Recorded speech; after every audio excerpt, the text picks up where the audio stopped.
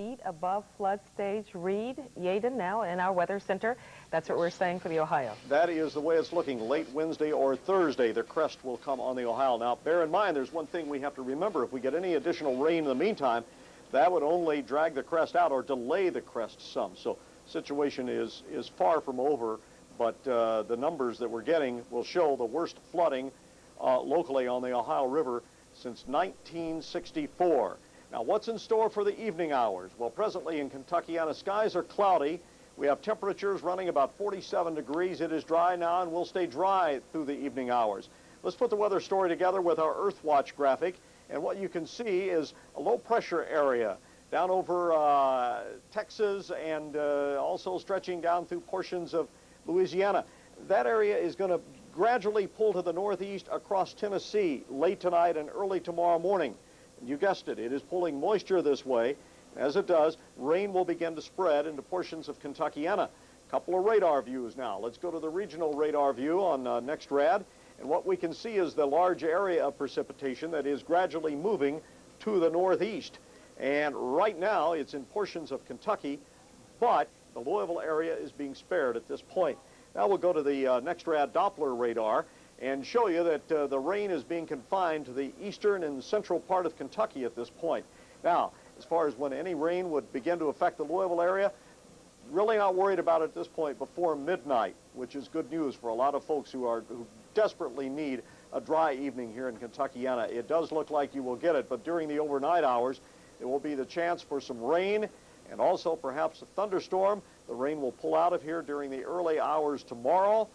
Then we'll be left with cloudy skies and a couple of dry days, thankfully, and temperatures will not be all that bad either. So we've got to deal with the possibility of some more rain during the overnight hours and early tomorrow, I'm sorry to say. All right, Reed. Well, we accept your apologies, although we don't hold you to blame. Of course, you know, counties to the south of us, Gene, we really haven't talked a lot about them since maybe yesterday, but they had the rain hovering over them about as long as we did. As you could see from the pictures, too, they were inundated with water. We have Joe Osborne, who is with the Nelson County Disaster and Emergency Services Department. Mr. Osborne, are you there?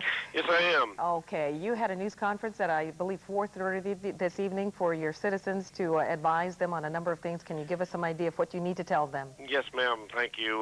We have an emergency situation here in Bardstown, Nelson County for all Bardstown water users. We were overcome at the water treatment plant by the floodwaters.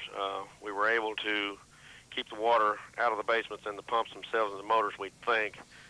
We don't think there's major damage to the motors themselves, but we won't really know until tomorrow. The mayor has asked that everyone abide by the water emergency rules that we set forth, drinking water and for health and sanitation reasons only, no bathing or any other use of water. We've asked the industry and facilities around to sustain operations or at least for a day or two. The schools will be out tomorrow until we get through this crisis and work our way through it. In Nelson County schools are out tomorrow? Nelson County schools, Bardstown City schools, all schools will be closed tomorrow. Now, most of industries will be closed. We ask the residents please listen to the television broadcasts and the radio broadcasts to find out their situations. That is correct. Hold on a second, Mr. Osborne. We did get one cancellation from a business in Bardstown there, Intertech Systems in Bardstown. The third shift for tonight's third shift has been canceled, and first shift for tomorrow morning, we're told, do not report to work and watch television for tomorrow to see if the rest of the shifts will come in. Again, that's at Intertech Systems in Bardstown. Third shift tonight, first shift tomorrow have been canceled. Are you saying, Mr. Osborne, that the water is okay to drink? The water, right as it is right now, is okay to drink. Okay. We ask citizens to conserve, and the more they conserve, the longer it will last and the less situation we will be in. Joe, in your county, we do have outside sources of water being addressed right now. We've got the National Guard in here right now. We will be pulling the small units in with purified water from neighboring counties. We're trying to get up a purification portable system from the state right now to set up at the lake.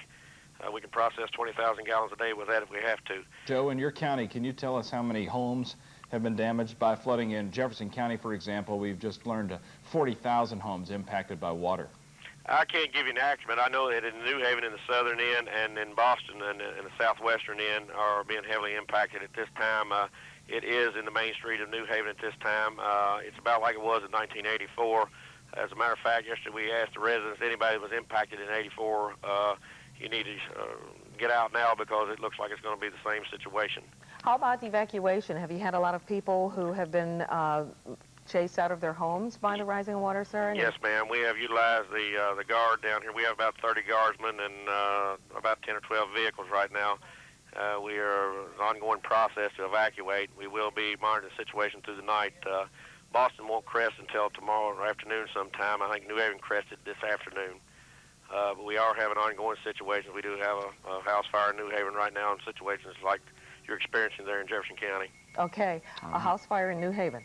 All right, thank you very much. Okay, thank you, Joe Mr. Osborne with the Nelson County DES. We appreciate it. Coming up next, we're approaching the 6 o'clock hour. We'll begin a brand new hour of our coverage here, and we also have to have the latest on school closings for Jefferson County. We don't have a decision yet, but that's coming up in the next hour. Flood 97, live on WHAS 11, coming back 582-7729 for flood victim donations to Storm Team Care Center.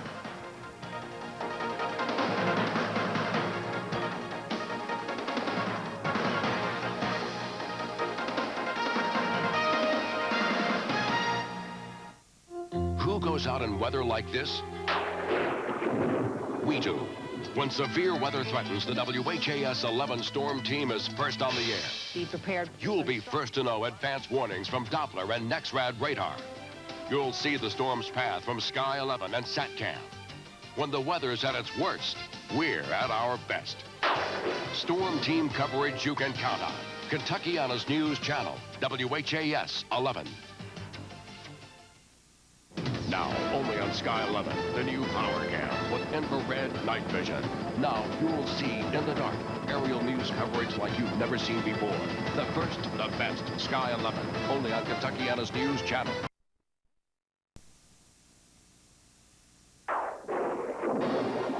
You're watching continuing storm team coverage on Kentuckiana's News Channel, WHAS 11. The storm team's coverage begins again right now with pictures from our Sky 11 of a house that caught fire earlier today. You saw it here on our air. It burned to the water line in about 40 minutes as we watched, as firefighters stood and watched helplessly. We had some calls from people wondering what happened. Here you see the remains of that fire. We are back with our special coverage. Hello again. I'm Jean West, and we need to tell you first off that the UNC Duke game has ended, and the score is UNC 91, Duke 85. All right. Thanks for the latest sports report. Okay. Very well done. You'd and want hello, to know. everyone. I'm Doug Prophet. We want to tell you the big story topping us at 6 o'clock, $51 million in damage here in Jefferson County. They're saying 40,000 homes in our community in Jefferson County alone have been impacted somehow by the flood waters. Now, the Department of Emergency Services is monitoring our situation closely and is letting us know all the information that they can. Our George Sells is joining us now from City Hall with the latest on the DES efforts. George? Well, Doug, this is kind of the nerve center of the whole operation. They're handling everything here from debris pickup all the way to evacuations and that sort of thing. And the nuts and bolts of the work they've been doing are the kind of things that they were talking about in a news conference a couple of hours ago. A couple of the highlights, Judge Dave Armstrong saying that the estimate they gave the governor on damages yesterday may be low. But first, some problems they're having in certain flood areas with evacuees. And we've had some situations where we've taken people out and they've decided to go back in. Now, if you're going to be taken out of an area that's flooded and you decided to go back into an area and flooded, you may be doing so at your own risk. I mean, we can't keep expending resources to keep getting you out of an area that we've just gotten you out of. We sent a letter to him asking for an early assessment being about $51 million in damage to the community. I would think that once he sees the impacted area, that number will go up. We're trying to gather numbers, as Dick Bartlett had already told you. Those numbers will exceed that amount, in my opinion. And that, of course, the news that nobody wants to hear, those numbers exceeding in amounts. A lot of other information, and it was kind of a hodgepodge of information, so I'm going to touch on a few more things here. First of all, as you've heard already, Interstate 65 and 64 have been reopened. If your car was stranded on Interstate 64, and there were a lot of those, you have until 6:30, about 25 minutes from now to pick that car up. After that, you will have to go to the parking lot at Cherokee Park at the corner of Lexington and Grinstead. They're going to tow all those cars there. You will not have to pay for that towing, but you can pick your car up there. Another problem, a lot of people in the various flooding areas have their electricity out, of course. They say that people are getting very impatient, but they are not going to turn the electricity back on anywhere that the water is not completely down and that they are not certain that it's safe, and that's something that they're going to look at in a case-by-case situation. So for you folks in areas that have been wet, it could be a while. Another thing, the city water, they say, is safe. There is no problem with city water, but they are saying any well water or cistern water in Jefferson County needs to be boiled. A couple other things, schools, of course, between 6 and 7, that decision will be made. And one last thing tonight, it's going to get cold tonight, and if you're in a situation with no power where you're using candles, maybe a generator with heat, that kind of thing, they're asking you to be very, very careful. Of course, they're very worried about fire hazards. For now, we're going to send it back to you. All right, George, thank you. Thank you very much, George. Well, we told you about the house that burned, New Cut Road in South Louisville, about the outer loop. Julie Koenig's live in Sky 11 now over that area. Julie? Hello again, Doug. Yes, we came back up here to the Fairdale area, and since we've come here, we've noticed that there is a yellow dinghy and another rubber raft that has brought some people, 3 altogether, to this house. I don't know if this is the homeowner or friends or just someone coming to check out what is left of it, maybe gather a few belongings. From what I've been able to see, there's not much left to gather. It's very, very sad. Just your heart goes out to these people. You feel so bad for what they've lost, first through flood damage and now through a fire. When our crew was up here earlier, it really was some unbelievable pictures to show you as that fire started. First just a smolder, and then the end result, which you see now. Let's once again show you a story from our Jim Turner. Kind of shows you how the fire developed this morning and what they had to combat the fire itself. When we arrived in Sky 11 at around 11:45 this morning, only a wisp of white smoke drifted out of the attic of the house. In a matter of minutes, though, 4 to 5 minutes, the faint streak of smoke turned into heavy white smoke. Firefighters struggled with a portable pump in a small boat in front of the house. When it started working, other firefighters behind the house carried their only hose in through the deck door. By that time, though, one small hose was hardly enough. Thick black smoke billowed out of the roof and through the windows of the home on Appomattox Road. 2 or 3 minutes later, we spotted flames. There's the reflection on the floodwater in front of the house. And there are the firefighters standing in knee-deep water just down the street. All they could do was watch and wait for the house to burn to the ground. At one point, there was concern that the flames might spread to the house next door to the burning house. A firefighter sprayed that house, though, to keep it cool. By 12:15, 30 minutes after we arrived over Appomattox, flames engulfed the entire house. The danger to other homes had ended, but this house burned completely. Jim Turner, Kentuckiana's News Channel, WHAS 11.